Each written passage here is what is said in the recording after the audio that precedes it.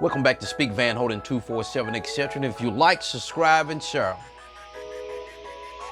I knew that they would find Shanna Demanbro body in water.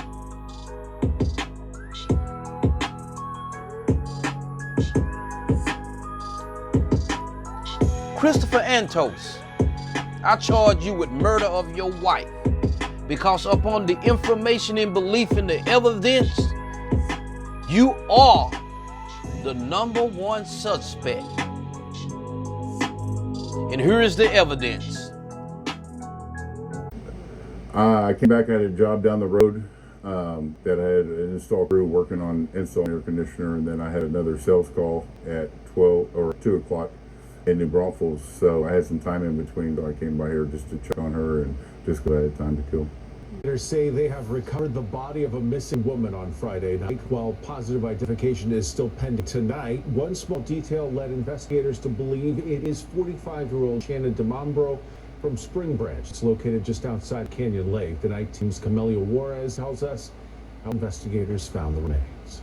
It's a very bizarre case. Shanna Demanbro was last seen nearly 10 days ago. Her husband, Christopher Antos, says he left the couple's RV for work around 7 in the morning, came back for lunch, and couldn't find her.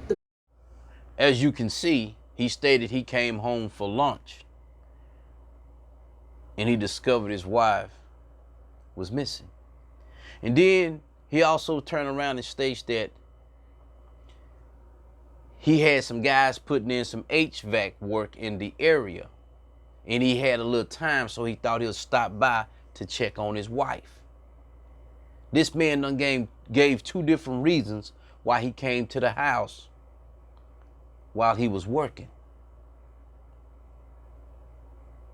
I don't know if the police picked that up, but I picked it up. Another strange thing is this.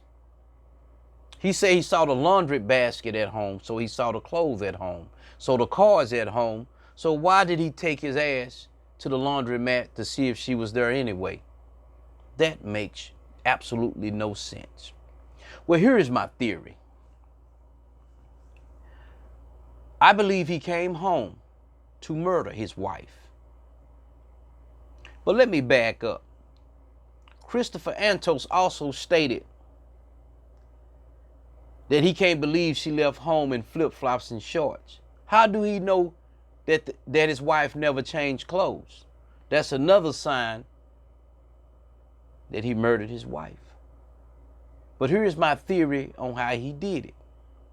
His wife, in my opinion, based on the information, I'm theorizing here now, she was on some type of depression medication. I'm thinking that he sedated her with some other type of medication and came home to check on her and led her to that private property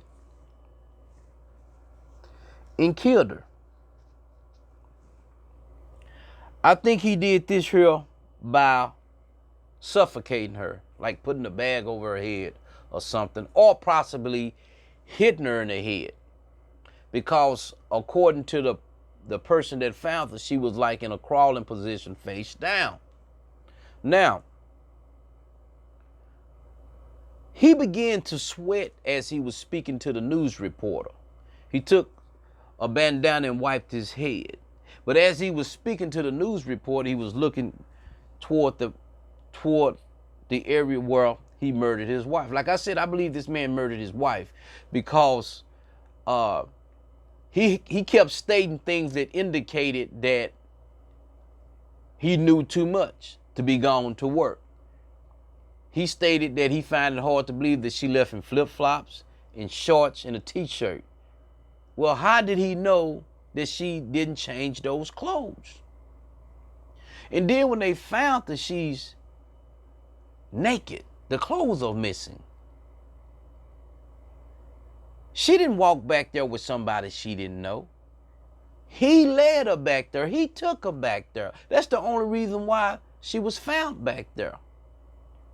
Now you would really think that the people in that area would have said, hey man, just look in this area. The car is not gone. So even though there's private property around there, when something like that arises, people not concerned about you trespassing. They're going to give you free rein. That didn't happen. Why? I don't know. But one thing for sure, this man murdered his wife. He gave evidence that he was lying. You came home for lunch. So that meant that you plan to come home if you made that assertion. But then you say that you was in the area and your HVAC, you had some guys putting in some HVAC work, and you had a little time, so you just thought you'd stop by and check on your wife. Which is it, man? Now, the police at this time don't have probable cause. They're waiting on the autopsy report. But I can tell you, they looking at him. They're not going to tell you. They looking at him because an intelligent investigator will look at him based on what I have observed. Well, they may not be intelligent than I am, but maybe this video will help them. Here's another thing. Did y'all notice that Shanna Demanbro mother and father don't even like this guy? They don't even like him. But they concealing that fact. They don't like him. If you notice, I got a picture up here. They standing back while he talking to the news reporter, and they body language indicating, man, you did this. Something ain't right. They just ain't said it. Now, I want to direct your attention to something else too.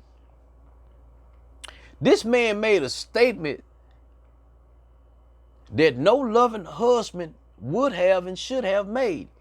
He stated that they don't know if they'll find her up under a tree or something. If you think she wandered off, why would y'all find her somewhere up under a tree? Did y'all catch that? I didn't include that clip, but if you go back and look at the news report, you're going to see that. You're going to see that this man actually said that. I'm going to sign off, y'all. Y'all have a nice day.